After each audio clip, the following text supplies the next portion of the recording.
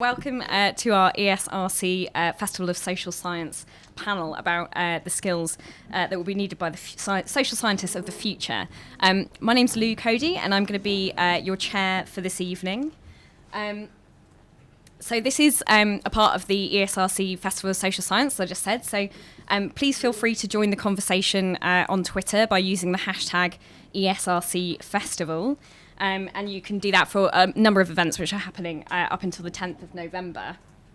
We're hosting this event through an initiative which has been set up by SAGE called SAGE Ocean. This is an initiative to support social scientists to work with big data and new technologies. And so tonight, we're going to discuss the future. In particular, we're going to look ahead to the future of the social sciences and ask our panellists what skills they believe the future social scientist will need. So why are we asking this question? Well, we live in interesting times. More data is available now than ever before, and we're becoming increasingly aware that these data are being used in ways that range from annoying to downright unsettling. While most of us have been aware for a while that data about our behaviour online are being used to sell us things, this year felt like a year of revelations about all of the other ways big data are being used to predict and influence our behaviour. From trying to stop voters going to the polls to algorithmically scoring US prisoners' likelihood to reoffend. Much of this work is being done by companies chasing profits, and much of the data we're generating online now sits within private companies. But many argue, if this data were in the right hands, it also has the potential to do good and to help us better understand and improve society. For researchers, there is the promise of allowing us to address current social science questions in different ways, as well as enabling new questions to be asked. Tonight, we're going to talk about what skills the future social scientist will need in order to do the social research of the future. Will social science research inevitably become a more quantitative, computational field due to the demands of big data? Will social scientists of the future need to become more techie, with the ability to build programs and software to analyse all their data? What are the challenges for social scientists looking to future-proof their careers and looking to have an impact in the future? I'm joined tonight by 4 panellists who will hopefully help us answer some of these questions. Each panellist will speak for about 10 minutes, and then we'll be opening up for questions at the end. So first of all, let me introduce the panel. So our first speaker tonight is going to be Dr. Andrea Moldovan, who's a research fellow at Exeter University. She has a background in sociology, social research methods, and survey methodology. Her main interests are latent variable modelling, longitudinal data analysis, and machine learning techniques that overcome assumptions of traditional regression methods. Andrea is the instructor for SAGE Campus's new online course in R programming. Andrea's talk will focus on the skills social scientists of the future may need. Our second speaker is going to be Ken Benoit, Professor of Quantitative Social Research Methods at LSE and also the current Director of the Social and Economic Data Science Research Unit.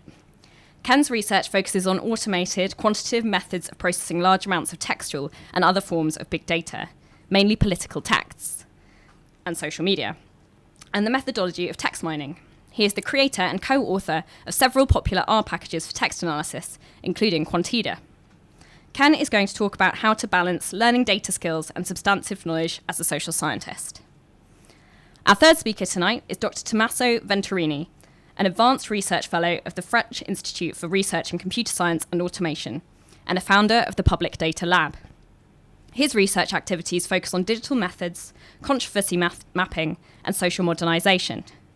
He is also creator of a number of tools for visualisation, including Minivan, a tool for the visual analysis and the online publication of networks. Tommaso's talk will focus on quantitative methods and the need for social scientists to remain focused on the quality of their fieldwork, despite the increasing quantity of digital data available.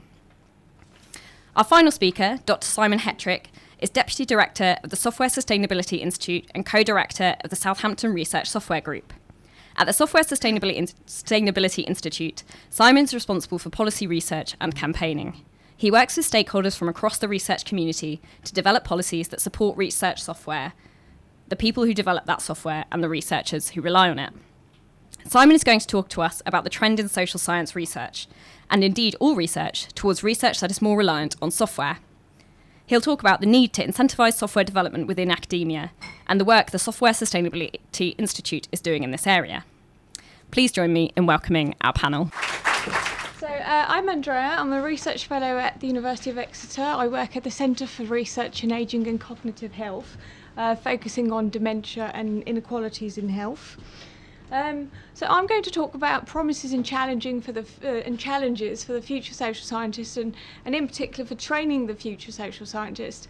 So as Lou said, we live in a world where there's a vast amount of data available literally at our fingertips, and that offers unprecedented opportunities for us social scientists at all career stages to look at old topics in ways that we haven't been able to look at them before, but also to look at new topics.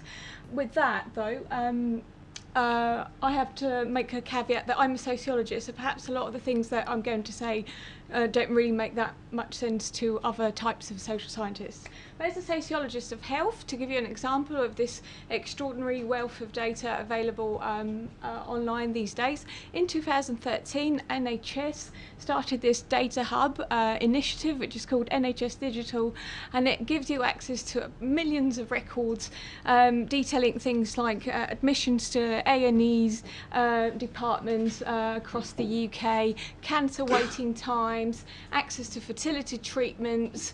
Now, and it also has things like geographical indicators, so you can see, for instance, if people in poorer areas in the UK have worse access to healthcare. Do they wait longer for cancer treatments? Do women in poorer areas have poorer access to fertility treatments? So on and so forth. And these are all issues that are of a lot of interest to sociologists of health and other social scientists like health economists, but also to policymakers. Now, to be able to analyse data like this, you need a special set of skills. And in my opinion, as an early career researcher, traditional social science departments in the UK don't really equip young social scientists with those skills. So this is a fantastic resource, but it poses some challenges. So what's the main one is that they'll need training in more than the traditional quantitative methods that we give them in departments in the UK at the moment. And that's state-of-the-art methods like machine learning and software to keep up with technological advancements in the data available and these opportunities that are offered by these new data sources. And I do think that open source tools like R, and I mention R, I know there are others like Python, and I'm sure that you'll talk about others, but this is what I work in primarily. So I'll mention R, and I think that that's the way forward. And I'm a big believer in equalising knowledge, and this open source software can also help redress an imbalance in who gets these skills. So who's going to be able to take up these opportunities later on? And think here poorer universities in the UK, but also abroad where researchers don't have the funding to pay for very expensive software licenses, and stats software can be very expensive. Another challenge is that all this technological advancement and advances in computing actually has an impact on the very thing that we try and study as social scientists, and that is the social world, and that keeps progressing with it. So how do we progress with it, and how do we progress in studying the social world? You've heard me talk a lot about quantitative data, but it's not limited to quantitative data, because, for instance, I had a colleague who was conducting interviews in Greece, and she couldn't afford the airfare to go to Greece and conduct the interviews face-to-face, which is what she would have had to do before. So she used software to do her interviews. She used Skype to conduct her interviews. And I think the challenge is to start reflecting on whether that's liberating for researchers or whether that changes what we think of as objective experiences. Does the data that we get, talking to somebody on Skype, differ from that we would get talking to them face to face about these issues? And in the circles that I revolve in, actually a lot of qualitative researchers are not aware of the fact that this open source software like R can be used to analyse textual data and that they get from interviews and focus groups. So they're at a disadvantage. And this is sort of what I said at the beginning, that all these challenges that are to do with training and new skills are not really catered for by traditional social science departments in the UK. So that's something that's crucial to develop later. I've talked a lot about challenges to do with methods and programming tools, but actually one of the big challenges in this era of big data is remembering that behind all the data and behind all the numbers that we look at are people. And at the core of what we study as social scientists are people, and that's messy. So I am not really fond of trying to turn social science into another STEM-like discipline, because I don't think that we can capture fully what's going on in the social realm, and we can't model it perfectly like you do, with a chemistry experiment in a lab. So I think that's one of the challenges to remember for the future when we train them in all these new state-of-the-art methods and tools. So I found this diagram on the World Academy of Art Forum, and it has human-centered knowledge at the core, and it talks about ethics and values and responsibility and accountability. And it talks about unifying objective and subjective views, which I think, perhaps the biggest challenge of them all in training future social scientists is combining training them in state-of-the-art methods and tools with teaching them about ethics and responsibility and accountability, and that not all data that is out there is good data, and not all data that is out there was collected in an ethical manner. And what do we do with that? I'd like to put a couple of questions to the audience to reflect on kind of how do you think accountability and ethics will look in an era of data at our fingertips, and how do we best combine training in state-of-the-art methods and programming tools with not losing sight of what we actually try to understand as social scientists? Thank you for listening. So I'm going to talk about how we can achieve this objective of training people with these skills that balances substantive expertise and what I call methodological or data science expertise. But I'm going to violate the rule of this panel because I don't think that the title is quite what it should be. I would cross out what the future data science social scientist needs and say it's actually what the today's social scientist needs. But I'm going to explain that. But also what I'm going to focus on are the challenges of achieving this type of training where social scientists should finish their postgraduate training with expertise in their field of social science, but also expertise in research methods, including some of the more computational and advanced modern types of research methods. And that's a real challenge. It's easy to tell people that they should achieve that. It's a very, very challenging thing as supervisors, as people who design programs for study and design funding schemes to achieve. So I'm going to talk about what some of those challenges are and suggest some ways we might achieve them. And I'm going to have 6 challenges. I'm going to have 6 slides, 1 slide per challenge. You can think of it as half of a 12-step program if you want, but more than a 3-point talk. First one, we need to think of methods to include computational methods. We need to teach computation. I think that learning computation is more important than learning all of the nuts and bolts of the mathematical forms of the core of that computation, in the same way that if you're going to fly a helicopter, it's more important to learn all those buttons and how to actually operate the thing to get from point A to point B than it is to be able to design or repair the engine. It's nice to be able to repair the engine. It's nice to be able to modify the engine, but it's more important to be able to use it. The more complicated tools get, even people with a very large base of technical skills are using tools that they might not fully understand, but they understand the principles and they trust the people that build and maintain those tools. And it's been like that for a long time. It's like that if you're using SPSS or Stata, but it's also like that if you're using TensorFlow. We need to teach machine learning, not just traditional quantitative methods. We spend a lot of time in the UK worrying about bringing people up to skills in the area of traditional quantitative methods, but we can't pat ourselves on the back that we suddenly know how to do logistic or Poisson regression. We need to go beyond that and learn tools that are called machine learning these days. You can't implement those without some programming skills. And I've seen a lot of people trained in computer science who do horrible code. I've seen things in social science I would never want to see again when it comes to programming. We should be teaching people how to do this in a more proper way. And one of my points is about transparency, and this reinforces that. We know nothing as a whole in social science about data structures or databases. And the way that some people organize data is tragic. And we need to be educating them to do this in a more structured and correct way, because the bigger data gets and the more complicated it gets, the more important to maintain the integrity of that data. data protection and security and ethical issues about trying to make sure that that data is secure and it's anonymized and it's treating the people who are involved in the data is not just an ethical obligation, now it's a legal one. So we need to be aware of those issues too. So that's already quite a lot on the list, but we don't want to throw out the baby with the bathwater. We don't want to abandon what we're really good at, which is applied statistics and causal frameworks, and making sure that we don't erroneously infer causation from observational data without having taken steps to make sure that that's okay. And of course, we also should learn something about qualitative approaches when those are appropriate. So that's a lot. I understand that. One of the ways that disciplines can meet this challenge of teaching substantive expertise is to redefine what they consider the scope of their substantive expertise.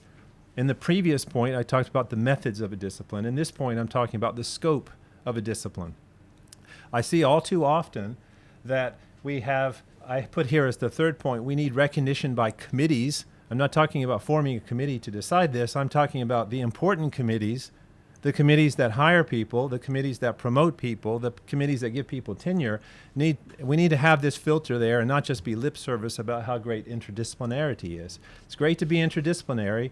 We don't want to be non-disciplinary. And there's some sort of middle ground where we define this by basically recognizing that new technologies have redefined some of the classical things that we were taught in graduate school are the proper subject of sociology or anthropology. We have new communities to study.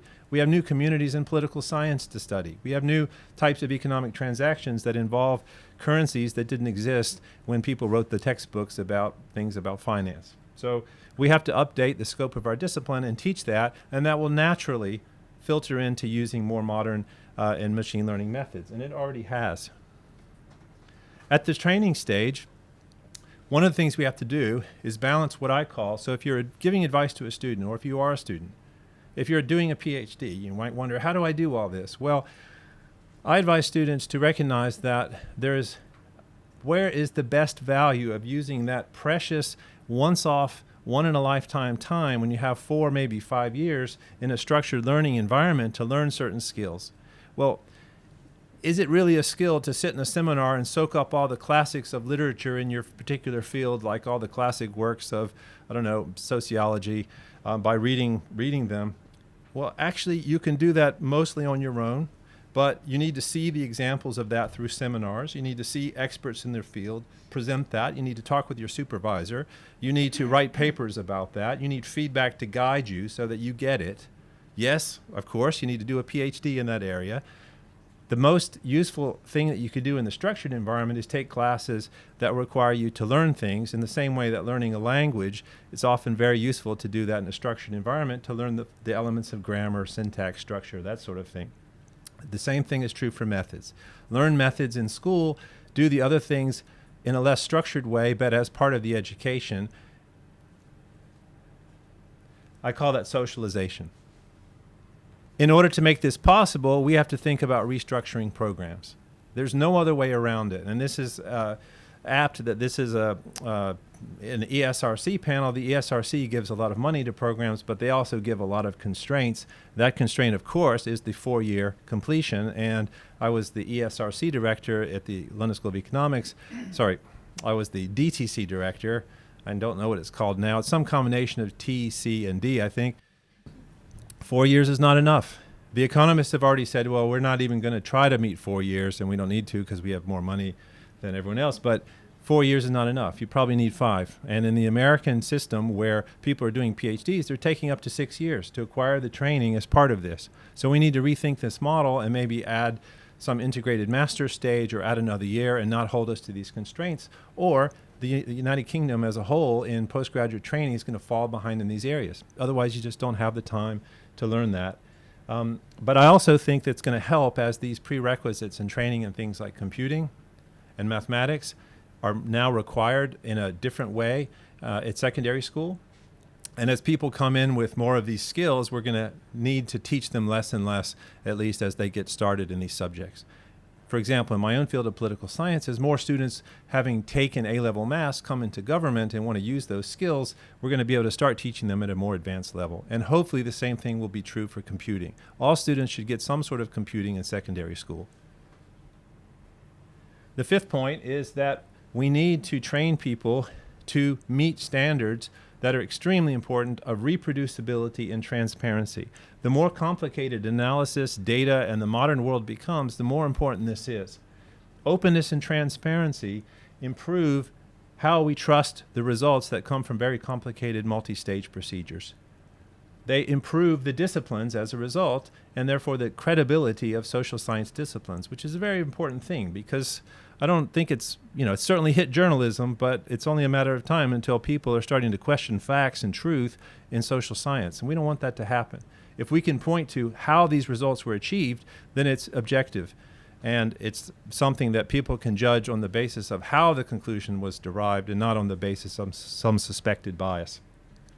This needs to be taught and learned as part of the methods training in graduate programs.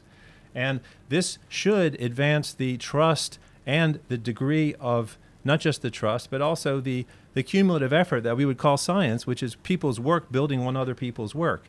That is accelerated when people have access to the details to reproduce other people's work. Just in the same way the open source software community is able to advance by giving people access to how it was done in one context. People build on that, and it creates more rapid and better quality advances. The last point is about we need to change the goals that scholars try to achieve, which is publication. And hopefully SAGE will help with this. I know that they're taking steps to do so. Do we have appropriate outlets for publishing this brave new world of big data, machine learning, and the sort of new areas of social science that we're talking about on this panel? Are there appropriate publication outlets for this? It's not just a question of publishers. Publishers are great because publishers cooperate and they're all enthusiastic about starting new initiatives. It's not the problem of the publishers. The problem is this last point.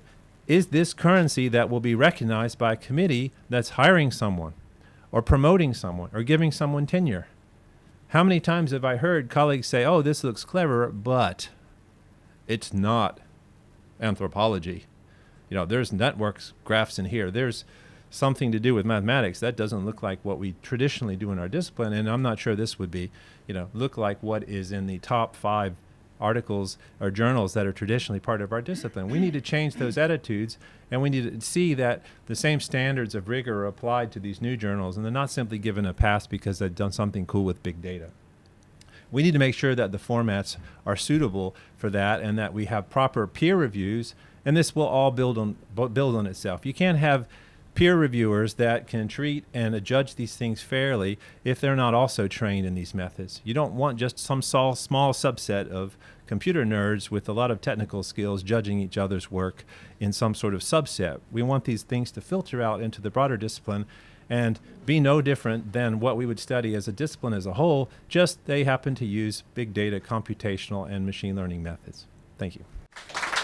Landscape of digital social sciences, and it's a skill or an attitude that we'll call quantitative, because so far a lot of the work that we do in social sciences is affected by this divide between quantitative and qualitative methods, right? When you start your career as a young social scientist, you're generally asked whether you want to go in the direction of the quantitative methods or of the qualitative methods. And then once you have taken that decision, you saw your life change completely.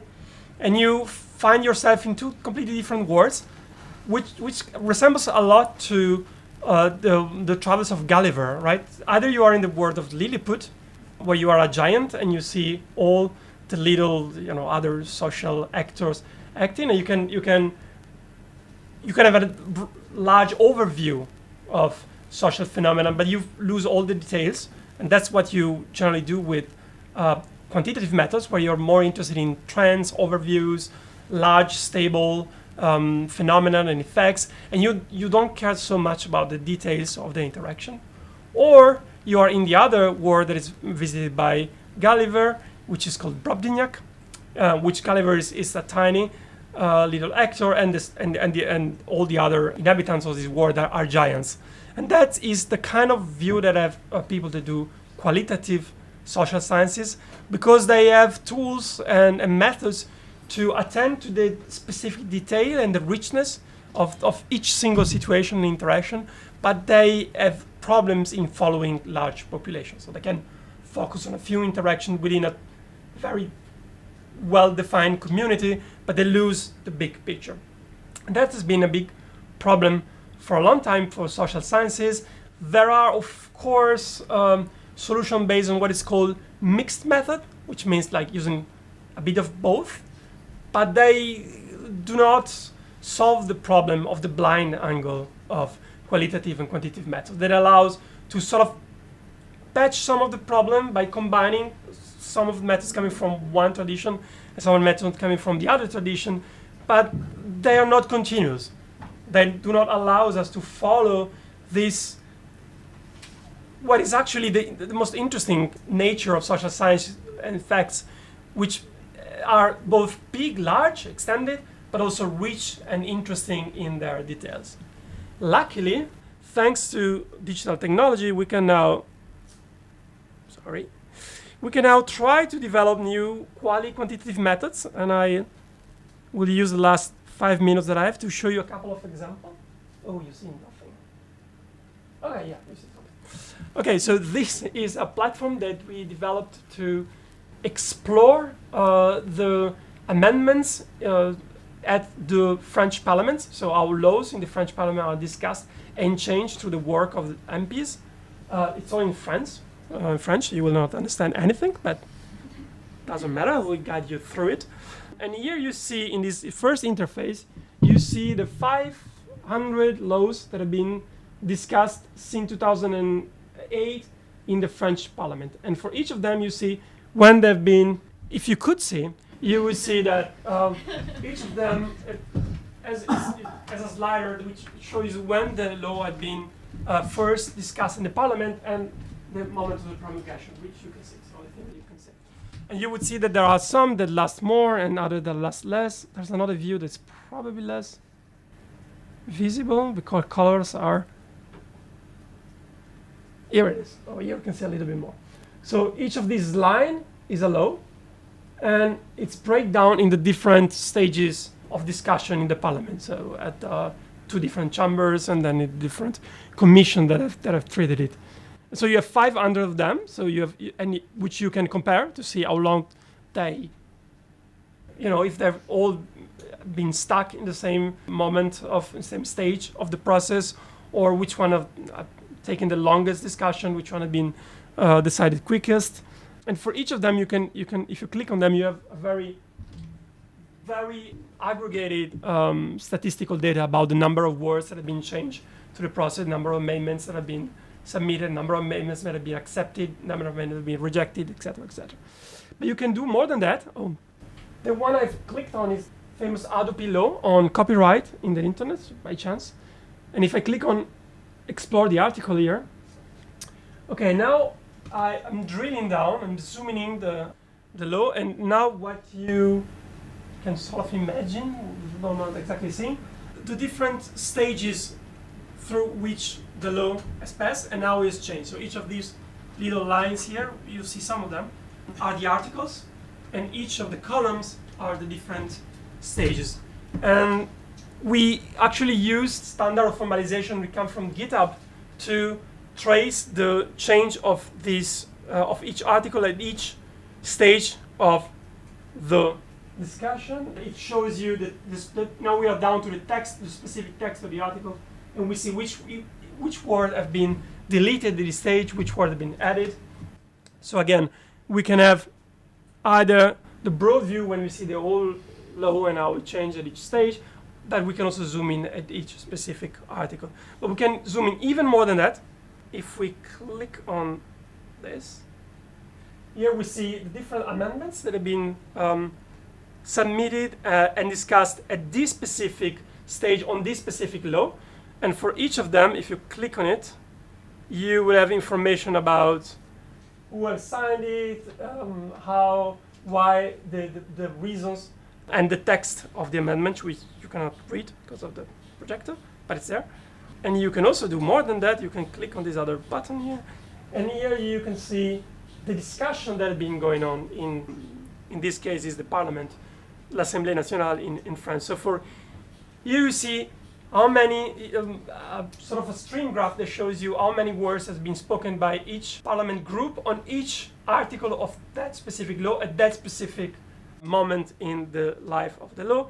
And if you click on them, you can see the picture of the people that have spoke. And if you click on this, you'll be able to actually go and read precisely the verbatim of what the specific lady has said, member of parliament has said on this specific law, on this specific article, on this specific law, in this specific moment of the discussion.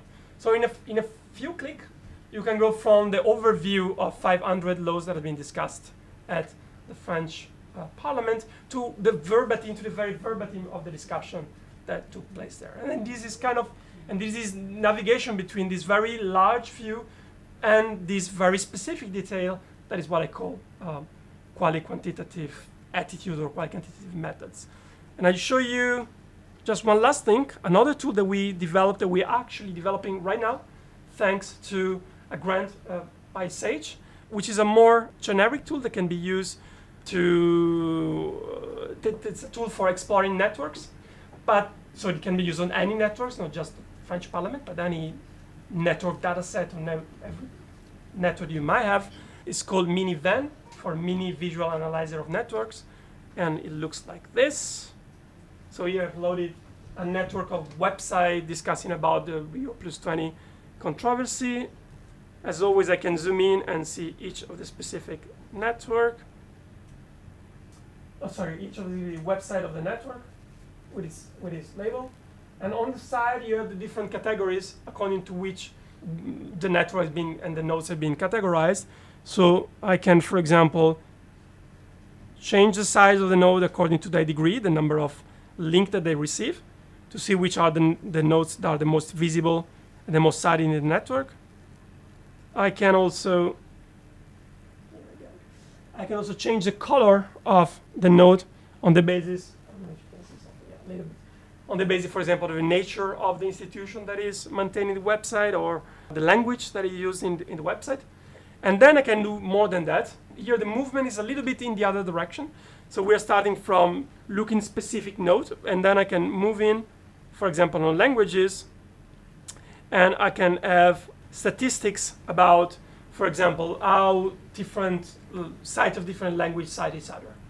To see, for example, that of course sites of the same language in the diagonal here tend to cite more each other than this website in other languages. But I could also, if I take language again, to map, here we go, language, and then I select one language, for example, English, and then I've removed all the other website, and I'm seeing only the network composed by the website in English. And I can see it as a map, so as a point and line diagram, or I can see it as a matrix of nodes, which is also zoomable like this, and you can see each of these lines and rows is a website, and here you have little dots that shows you whether the two websites are connected or not. So I don't have the time to get into the detail, but once again, the idea is that you don't just calculate a bunch of statistics on your network. You can also do that, but you are always able to work this navigation and zoom in and out and move from the pro statistics to the individual website and filter differently so that you calculate and recalculate your statistics according to what you're interested in. I'm Simon Hattrick, by the way. I have to say it's been a lifetime dream of mine to never appear on stage. So thank you to Sage Ocean even, for providing such a terrifying venue. Here we go. You're welcome. Okay. So I titled my talk this way because I expected a lot of pushback. I'm coming here to talk about the importance of software in social sciences, but everybody else has talked about software in social sciences, so I feel like my talk is a bit redundant. But let's go through some of the issues that have been highlighted by other speakers. Before I start, I want to say that I'm not a social scientist, but I do understand what it's like to have to move from one domain to another. I'm originally a laser physicist. Through a very circuitous career path, I ended up at the Software Sustainability Institute telling people about software engineering that I didn't understand either. And we founded the institute, and we're going into across all domains saying it's really important that you start dealing with software properly because it's this fundamental tool in research. And basically we're not trained to use it properly. And the question we kept getting asked was, so how many researchers rely on software? And that's a fair question. But it's a really difficult one to answer, especially if you're a physicist or a computer scientist. So we thought, well, let's run a survey. That should be easy. We put one together. I mean, as I say, I've understood quantum mechanics in my time. I should be able to put together a simple survey. What's the worst that could go wrong when you give a survey construction to a physicist? Well, actually, as it turns out, quite a lot. You can end up with a lot of very jumbled information because you have this naive idea that survey respondents will actually listen to what you tell them in the question.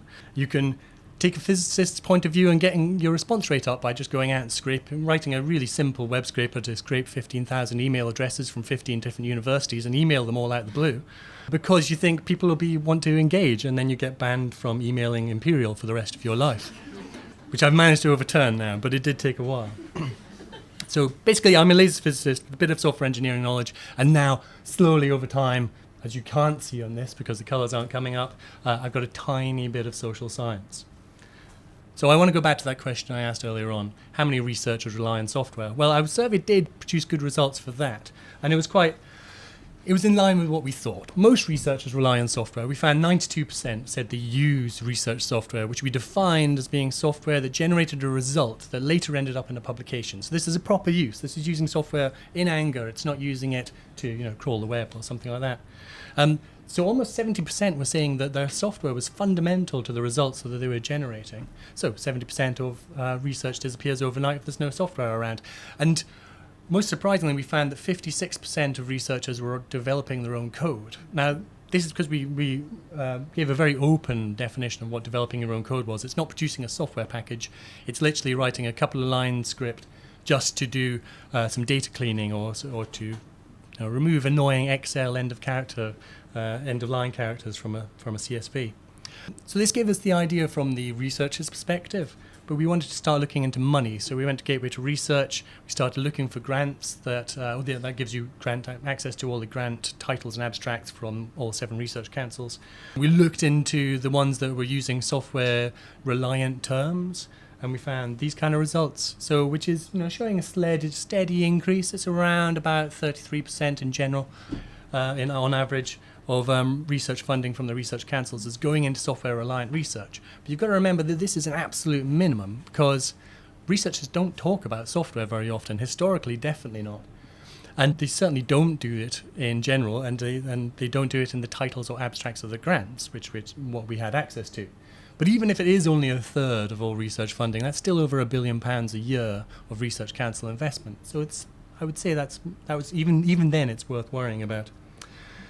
But to really get a look at how much software is being used, we needed the full sort of a more expansive description of the research. And so we turned to journal publications. It's hard to get your hands on a representative sample of journal publications, but ePrints gives you this, which is a repository software used across the UK, provides you with this access. We did the same analysis of papers looking for software-reliant terms on 600,000 papers from 31 different institutions.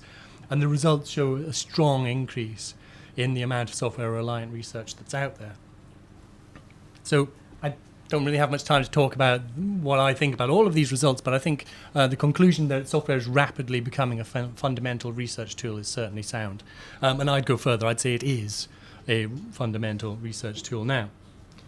So that's good. Because software is great. I'm speaking from the Software Sustainability Institute. You expect me to say that, but software allows you to do more in less time. It allows you to do research at greater scales, and it allows you to take lots of those mundane and error-prone tasks and automate them, so you don't need to worry about it. You can concentrate on the things you want to concentrate on. Unless there are things like when we surveyed researchers who were writing code, we found that almost a quarter of them had no training in software development at all. That's software development, not software engineering. This year we interviewed a university I'm not allowed to name yet, and found that 50% of their PIs who'd gone out to get research funding with the aim of commercializing the code said they would not feel comfortable sharing their code. And also, when you look at the standing of software and research, there's a massive disparity. In the last ref, there were over 15,000 submissions for publications. There were 58 for software. If you might be more interested in data, there were 68 for data. So there's a massive disparity there. And this is a problem. Because ultimately, if we're relying on software to generate results, those results cannot be viewed as being reliable unless the software is reliable. But that's not a problem because most people don't make their software accessible. So we can't test the reliability because we can't do the reproducibility to work out if the results are reliable in the first place. I mean, these are the two greatest issues I think that are facing software and research at this current time, and that's what the Institute does. We work to try and overcome them. But our biggest problem actually is that research incentives are completely against us. Researchers are under intense pressure to get results, to get them into publications, and that's how they're judged, that's how their career is judged. Whilst this situation is in action, there is no way we're going to be able to persuade researchers to care more about software engineering, which appears to take up a lot of time, but actually I would argue in the long term pays off. But then the long term never seems that important when you've got a publication deadline next Tuesday. So, what's the situation in social science? Is it the same? Well, quite interestingly, social science has been seeing a more rapid increase than when you look across all 7 research councils, beaten only by the MRC. And why is that? And I think a number of these issues have already come up, so maybe I'll skip over them. But the data deluge is happening, especially in ESRC research. We're seeing the use of data that was not designed by social scientists, and I'm specifically thinking social media data here. So that means there's lots of data cleaning, lots of data alignment problems. That's all done with software. We're seeing the adoption of new software techniques. Machine learning has been talked about a couple of times, but also I'm hearing a lot about automated data collection, which requires software not just to collect it, but also to store its provenance, so you know where that data has come from. And then when we look at the software that's being used, we're seeing lots of the traditional tools, Excel, Stata, and SPSS. And we're starting to see new tools like OpenRefine.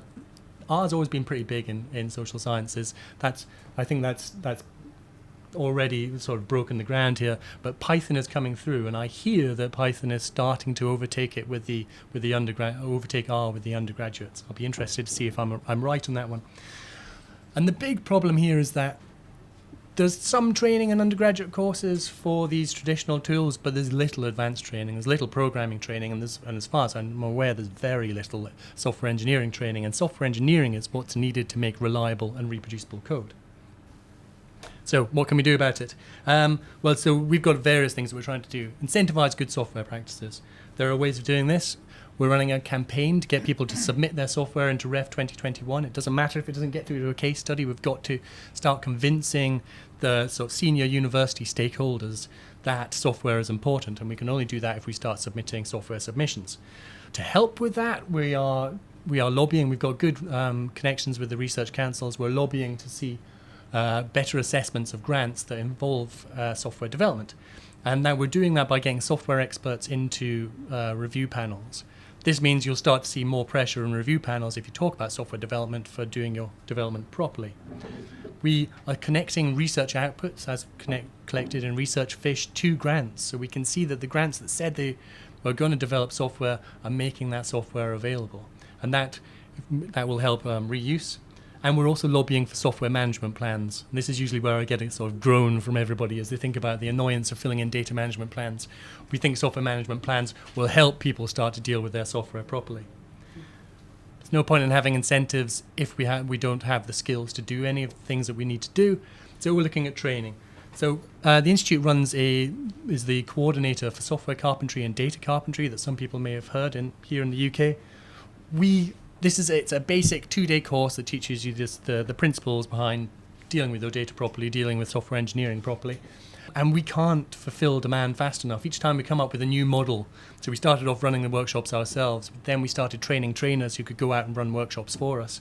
And we're now having to set up regional centres that can train trainers to go out and do the training for us, because there's such demand for this training, because it's not taught in universities. So we need to see more growth of these sort of basic courses just to get people set on the right path. And you might be interested that there is now a data carpentry course specifically for social sciences developed at the University of Manchester. But it's more than just training, because I find that researchers are constantly asked to add completely new skill sets to their abilities. And there's only so much researchers, regardless of how intelligent you are, there's only so much that you can do. So what we've got to do is realize that things like the increase of software and data in research means that the research group is changing and new roles are emerging. One of those roles we've identified as the research software engineer, and we started supporting that back in 2013. It's now a 1,300 strong community across the UK that's being emulated from the US to Australia.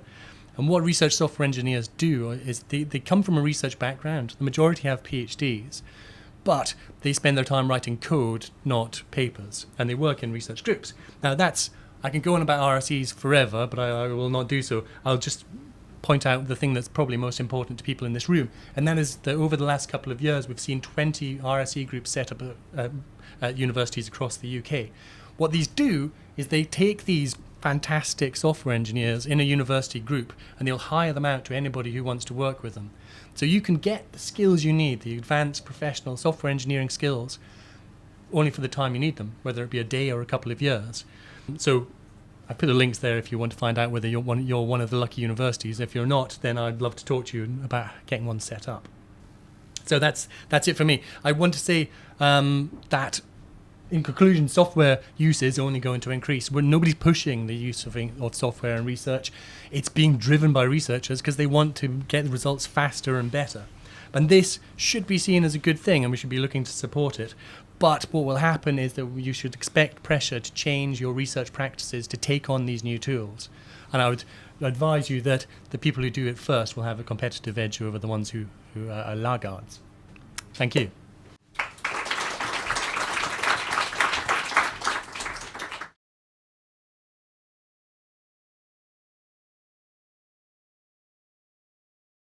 I think if you're looking at messy humanity, then computer scientists are actually the right people to look at, because they are all like that and they have to deal with these different problems all the time anyways. I think my point here is that we're not expecting everybody to become software engineers, because I think that you're right, that'll put a lot of people off following their chosen path. Plus, it means that we have researchers who are spending less time doing the actual research. I think it is important those skills come into research groups, though, and that's why we're supporting things like research software engineers. But we think also researchers who want to take on those software engineering skills should be supported as well. So I think it's just that we can't see traditional research as being a researcher and other people now. There has to be a spectrum between researchers, maybe research software engineers, and gradations between. Any other comments? If I can add one thing. And also, a lot of what is done today in this kind of experiences is much messier, more inventive, experimental than what statistics looked like when we were trained as a social scientist. So there's still, of course, a need for good statistician that can be super clean and proper in the way they treat data, but it's also are also exciting times because of this, because of the way what data are changes, and which means that we are working on this kind of methods also means inventing new stuff in a way that does resemble a lot to what qualitative research would do. That's why I was trying to go beyond this qualitative distinction, because there's a lot to do that is exciting exactly in the same way as you were saying. It is exciting to go out there in the field and meet with people and observe directly social phenomena. I'll have a go at that too.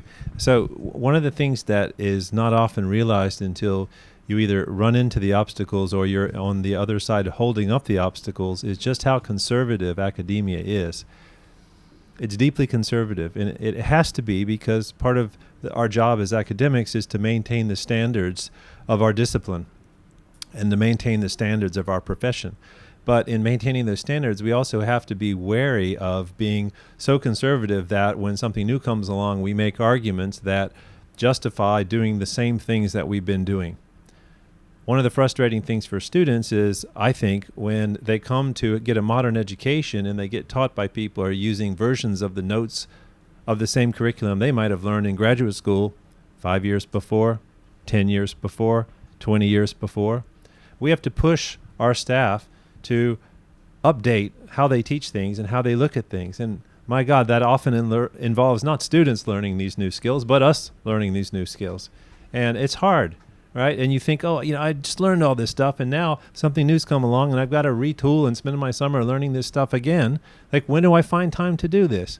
We don't want to do that. We've achieved a PhD. We've gotten tenure. We want to sit on our laurels and teach what we know and be experts. But the pace of the world is faster than that. So if we want to be competitive, we have to realize that sometimes the arguments we make for saying, well, we think the students would be turned off by the idea that they would have to learn Python programming as a mandatory part of their graduate education. That might be true, but some students will be excited by it. Some staff are more likely to be upset by it than the students. And the universities might not understand why this priority to hire in these areas. This is where external funding matters a great deal. If the ESRC were to have a computing initiative like they had the quantitative methods initiative, then we would be able to better overcome some of the resistance. And it's not always just a principled resistance. It's very often just a simple practical resistance. But these same arguments against doing that are all the same arguments that were made 10, 15 years ago against learning quantitative methods. I recognise some of what you said in my students. I don't teach anymore, but when I taught, there was indeed quite a bit of resistance to statistics. But I found that some of that was just a misunderstanding of what they could do with it. So they didn't see it as an exciting tool, something that would help them answer very exciting questions and make a bit of sense of that messiness that you were talking about. And yes, the social world is messy, and I'm the first to say it, but we can still see patterns. And once you kind of put it to them in a way that, oh, look, you can do all this exciting stuff with these new tools. Some of them do get quite excited, and it would be a shame for them to lose out just because there is indeed a bit of a self-selection process, especially with sociology, I noticed, where they don't expect to do this stuff. And I think because they don't expect it, it so takes them by surprise when, they're faced with a statistics course that they instantly just reject it, and they think, oh, this is just boring old stats. I'm going to calculate a chi-square in Excel and be done with it. But stats doesn't look like that anymore. So I think if we can show them how exciting it can be, we can lure a few more and a few more and a few more in, and hopefully resistance will kind of decrease.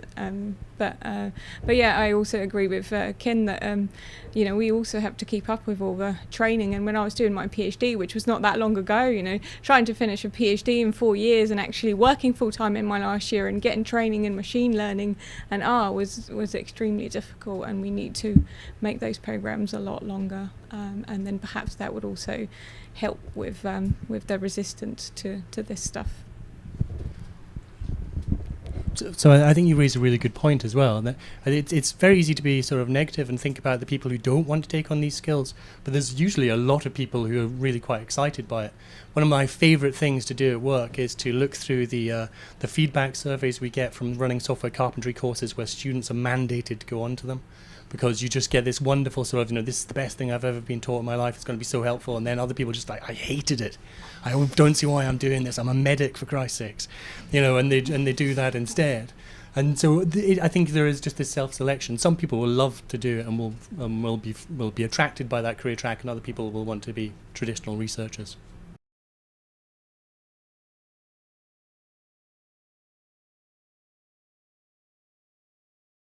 Probably yes, but there can be tracks in degree programs. So we're not saying that everyone needs to become a software engineer. I'm not saying that anyway. But I am saying that we shouldn't be training social sciences, certainly not of the future, but I also think not of today, who to study the modern world say, well, I'm going to choose this tool to study the modern world, not because it's the best tool, but because it's the only tool that I know how to use. How do we make sure that people have an awareness and access to these tools? As I said, it shouldn't all be on our shoulders once people enter a PhD program. People should start arriving with more of a foundation for these tools to start with. Does that mean that we should start requiring A-level maths for students coming in sociology? That will probably never happen. But it would be really cool if there were some track for students who did come into sociology programs with A-level maths where they could build on that, rather than look around at the available departments and see staff who say, well, we hated maths, we expect students who hated maths, and we don't think there's a demand for maths because we've told everyone there's no demand for maths. We don't want that to be a self-reinforcing cycle where we just sort of close off those options. And I'm being very unfair, here. I'm being deliberately unfair to characterize the sort of attitude I hope we can stamp out. I'm not saying it's all like that.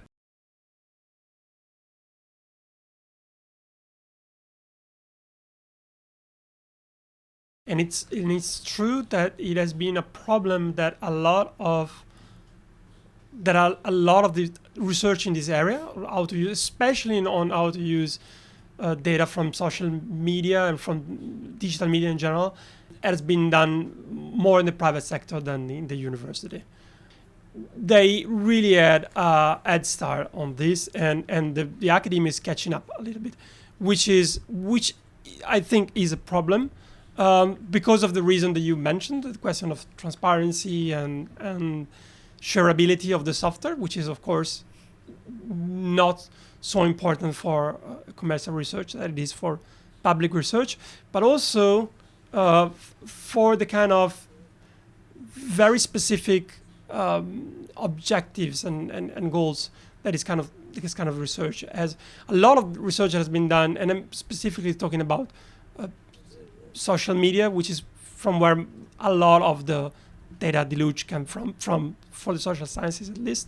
A lot of this research has been deeply animated by marketing purpose, right? So it's great for marketing purposes, not so great for the rest of social science interests.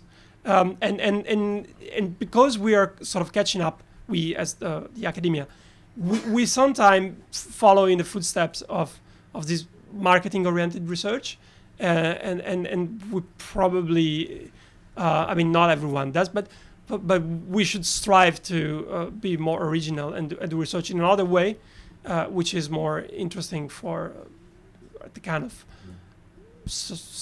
academic-based research.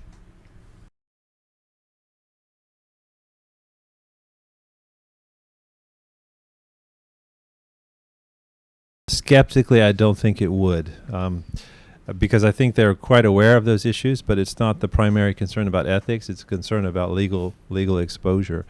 I've lost 2 colleagues at the London School of Economics in the last year to Facebook. It's really annoying. If one of your universities tried to hire one of my colleagues, we would make them an offer they couldn't refuse, and they would stay, I think. Unless you're at London Business School. Anyone here from London Business?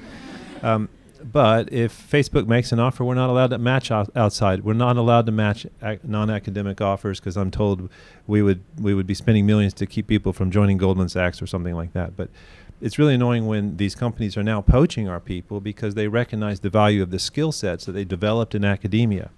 Getting them into Facebook, they all have PhDs. They all have awareness of these things.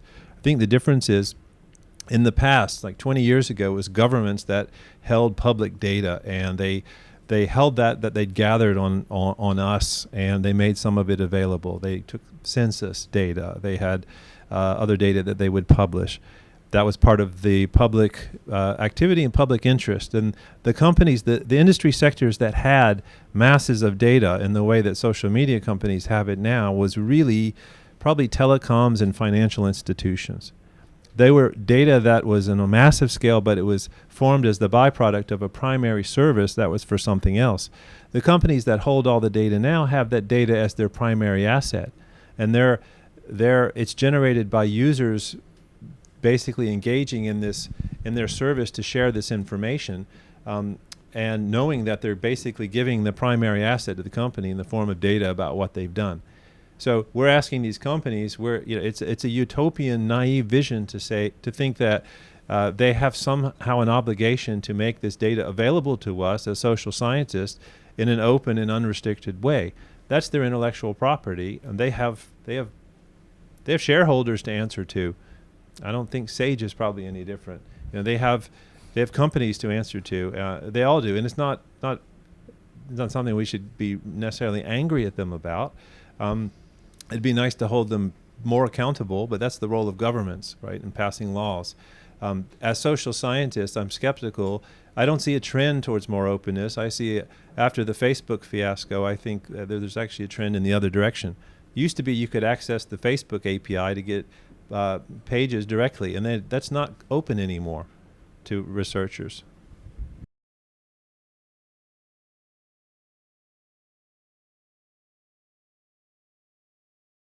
We identified research software engineers just because we were working in that area, and we kept coming across these postdocs who had started developing software, really started to like it, and then became really good at it. So all the PIs that they worked for said, do this software for me.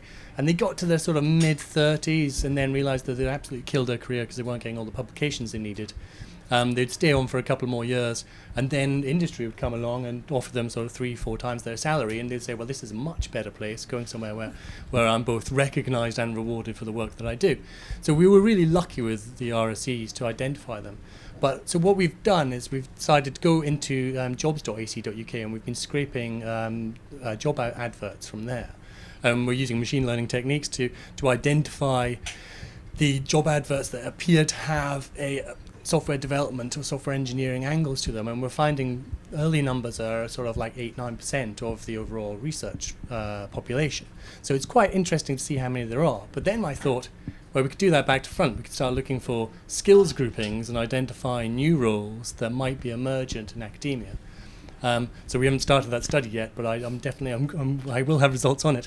But it was interesting, a few of the other groups I've been talking with the MRC a lot recently, and they've started talking about this data steward role that they see coming through, which is the person who's sort of not like a data manager, but will actually be in the research groups making sure that the data complies with all the regulations and that the researchers are using it properly.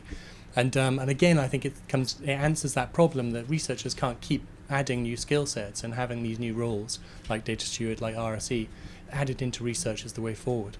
It's the only way forward.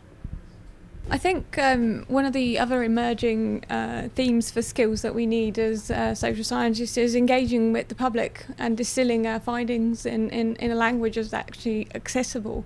And that's really hard because you spend so many years training to speak a very specialised language. And then you have to go back and untrain yourself almost, or retrain yourself to not speak like that anymore and actually just translate it into plain English. And I think that's one of the huge things right now, and that's engagement and distilling findings. And I've recently heard something about co-production, which is actually involving people in the decisions that you make about what you research and in the actual research. So I think that's another big thing that it's coming. So we'll see, because I think that's looks great on paper, and it's one of those things that the ESRC loves because it's all to do with impact and public involvement. But I think it's incredibly hard to achieve in practices and it's a little bit unfair, I would say, to expect researchers to be able to do all of these things and continue to publish like you're expected to publish to get promoted. Anyone else? I'd add another point to that, actually. Please do. So funnily enough, the need to communicate our work to the outside world has been a really big thing in physics for years now, because we suck up quite a lot of the research funding, and we've got to be able to explain why that is. And I think more and more in this world where we're seeing, as we know, everybody's sick of experts, we don't want to hear from them anymore. But then we're having to make the case for why we spend taxpayers' money. And if we can't actually convince the general public of what we're doing and its worth, then we need that skill.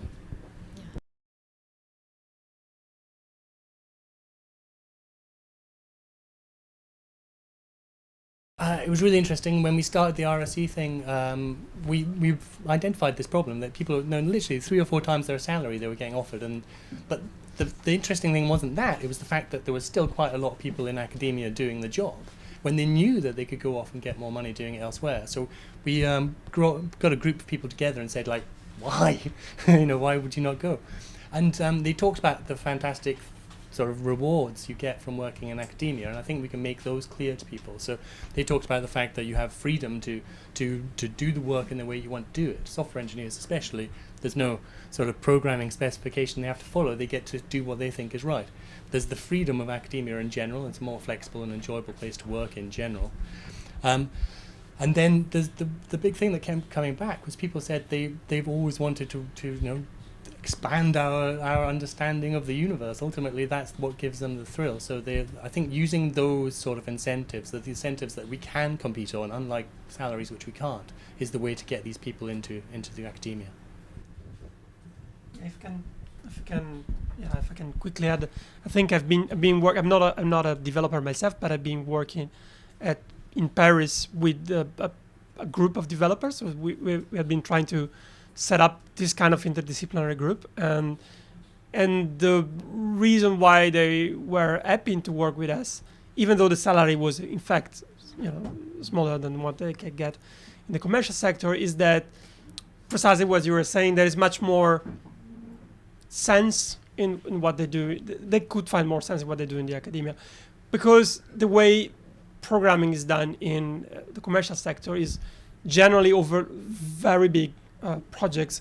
In each of these projects, each programmer only takes a little part and doesn't get unless you are the top programmer would decide the system, but most of the case you don't. In the academia, because at least in social sciences, might be different for natural sciences, but for social sciences at least, since the projects are relatively small compared to the commercial sector, developer can cover the whole project, and that's very rewarding and interesting. We've focused on sort of developers and software engineers in that question, but what about interdisciplinary research with data scientists, computer scientists, and social scientists? So not trying to teach social scientists computer science skills, but just actually having sort of cross-functional teams. Yeah, that's I agree that's the way to go. It means though that we at least need to have the skills to understand each other. So I don't code myself, but I had to learn to read code in order to be able to work with developers and engineers and data scientists. So that's that minimum but quite high level of understanding. It's necessary if this collaboration should succeed. I'll make a comment about that, because I think that I totally agree with everything that's been said about collaboration, and a lot of the ways to solve some of these problems is through interdisciplinary collaboration. Are we worried that once the people with the tech skills from Imperial College London and the engineering schools, they're going to invade our disciplines and suddenly take all of our topics and run rings around us technically? The answer is absolutely not. There's no reason to fear that. And the reason is, as social scientists, we will always know which questions to ask better than they will. And that's why my talk was about balancing substantive expertise with these training. It's all pointless if we don't know which questions to ask. If we limit ourselves to what ways we answer the questions because we only have access to parts of the toolbox, then we're not going to be able to address them as effectively as if we have access to the entire toolbox.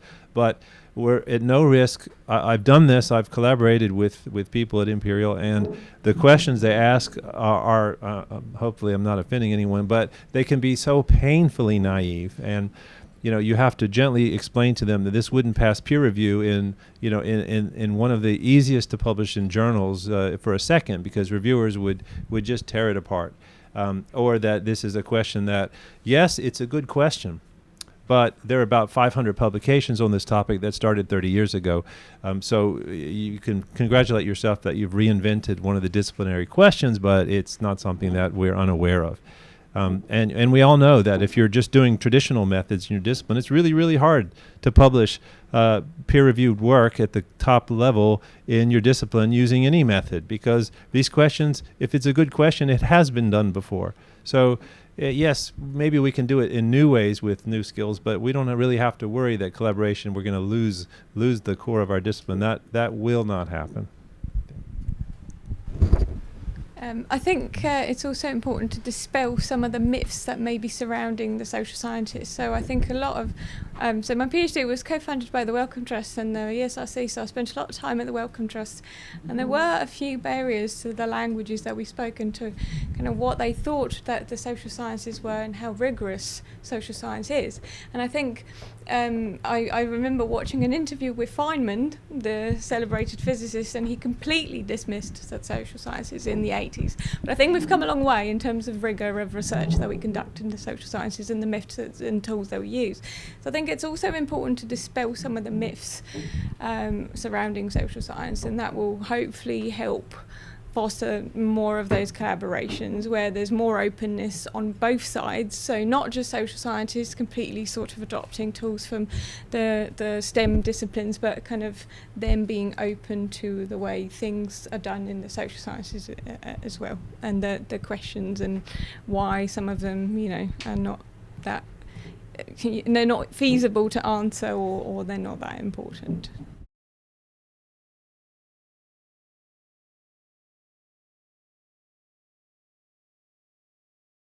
I could tell you two that are of deep concern to me today, and will be until approximately noon tomorrow when I see the election results. What causes people to turn information into changes of their beliefs, or do they cling to their prejudices as a function of their sociotropic beliefs from their peers? What causes people to support Trump? Yeah. How could they do that? How can people how can Democratic voters have made that choice and maybe make it again? I mean, I'm really, really curious as to what causes people to believe misinformation. What about polarization? How is social media, which is supposed to be a network to connect people, able to so divide people? Those are some of the most important questions for our democracies today, and we need to, the only way to answer those questions in the modern context is to use these sorts of methods, whether we can do them within our disciplines or whether we need collaboration to bring those skills in. Those are the questions we have to answer, not just for our disciplines, but for our societies. My thing is health, so my main concern, and I think it's something that's going to keep me up at night for a very long time, is why poor people still get more ill than rich people. And why is it that even when poor people achieve social mobility, they climb up the ladder and they reach the same level as rich people, they're still worse off in terms of their health, because we embody those, poor circumstances that we've had in our childhood for the rest of our lives. And so for me, health is a big thing, and inequalities and health. And living in a country with free access to healthcare doesn't solve that. It still happens, and I think it will happen for a very long time. So this is what will keep me up at night, is trying to figure out why it happens and how we can prevent that from happening, or at least have it happen less.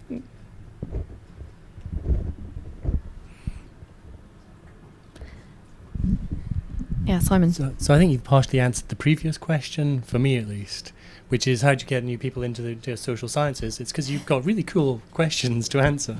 We deal a lot of time with kind of impersonal, solid physical mechanisms, and dealing with these questions with people would be incredibly interesting.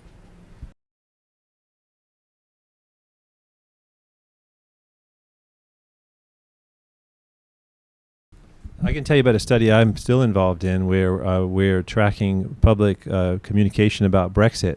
And I don't mean to jump from Trump to Brexit, don't make any necessary connection there. But we have, I don't know, over 50 million tweets about Brexit, and we have deeply mined this information to figure out what the discourse was. We've compared this to a large sample YouGov survey. We're trying to figure out whether the discussion on Twitter mirrored the discussion that people had in more traditional methods. And if we didn't have the skills to even, just storing that data and retrieving that data is a technical challenge. Accessing that data was a technical challenge. Analyzing that data is not a trivial technical challenge. So for that scale, we would either be taking some tiny sample that we could get our hands on and maybe put into an Excel spreadsheet, or we've learned the tools and techniques of programming and large-scale cluster computing and things to deal with that data. And otherwise, we wouldn't have been able to do it.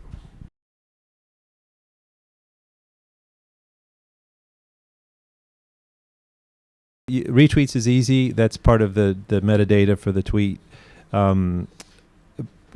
There are some obvious bots that automatically retweet things, but they're designed that way. The question is, what about the Russian factories that are causing disinformation? We actually could, and I was just too busy last year to have told my group to hey, let's look at the data for that. And some other universities, quite rightly, they focused on that and published some reports, and it's there. And after we read that, we were able to identify some of those accounts. You could do that. It's a rich trove. I'm trying to find a way to make that available, but it violates the Twitter terms of service for me to put that data.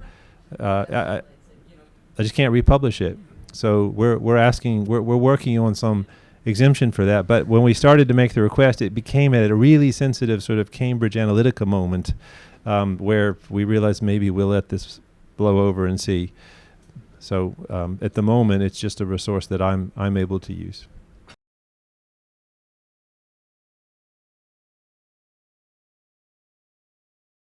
Yes, there's a big danger in that, because those data has been created for some specific reason and purpose, which are, in most cases, marketing, and they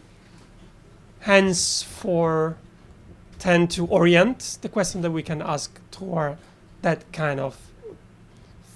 kind of phenomena that are best captured by those data. So the data that this capture collects are built in order to sustain and promote the kind of economy that sustains this platform, which is an economy of very relatively superficial and short span attention, which is, for example, not necessarily what we want in the public debate. So there's the question of how, if to pick up on what you were saying before, if a lot of this platform and the discussion of this platform have been hijacked by bots and trolling initiatives and various campaigns of misinformation, is also because the platform were easily ejectable, because they were already promoting this kind of very shallow attention, which they can more easily monetize, which made perfect sense from their point of view, not necessarily from the point of view of the public debate. Which means that as social sciences, we should also push back and never forget that these are not definitely not the only data, not even the only digital data that are out there. There are plenty of other data that are equally interesting, but it's sometimes forgotten because it's easy to get those. At least it was easy when the API were open. I actually think that it's a good thing that API are closing down to some extent, because that is making us less lazy and forcing us to go out and search for other data that maybe are less massive, they're less big data, but they are more interesting because they don't have that specific bias. They have other bias, of course, because all data is biased. But it's nice when you have a whole palette of bias and not just one that is keep constantly orienting your research.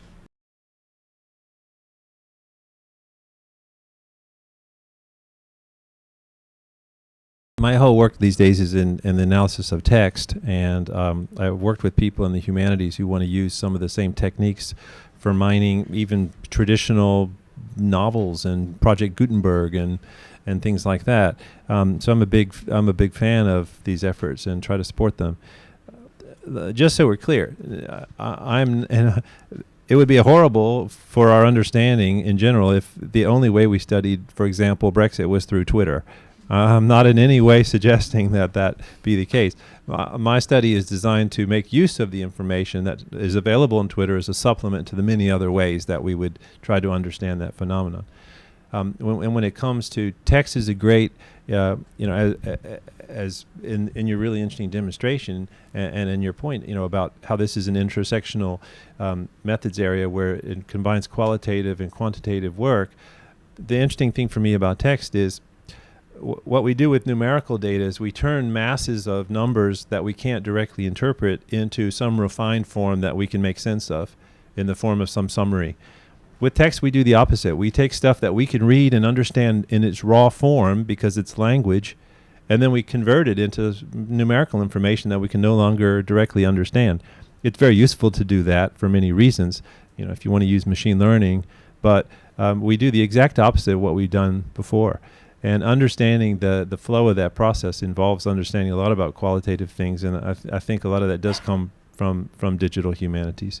They're doing some really interesting things in the digital humanities field with electronic tools and some machine learning type tools. Great, thank you everyone. So just want to sort of finish off by saying thank you so much for coming. As I said before, this has sort of been organised by Sage Ocean, which is an initiative from Sage to support social scientists working with big data, new technologies and new emerging research methods. So if you are interested in any of this type of thing, please do go and kind of visit our website at ocean.sagepub.com, follow us on Twitter, and we put up kind of blog posts. A video of this event will be available there, as well as some of the other events that we run, which demonstrates some of the research that's happening in this space. So I'd just like to finally say thank you so much for our panel. Please join me in saying thanks.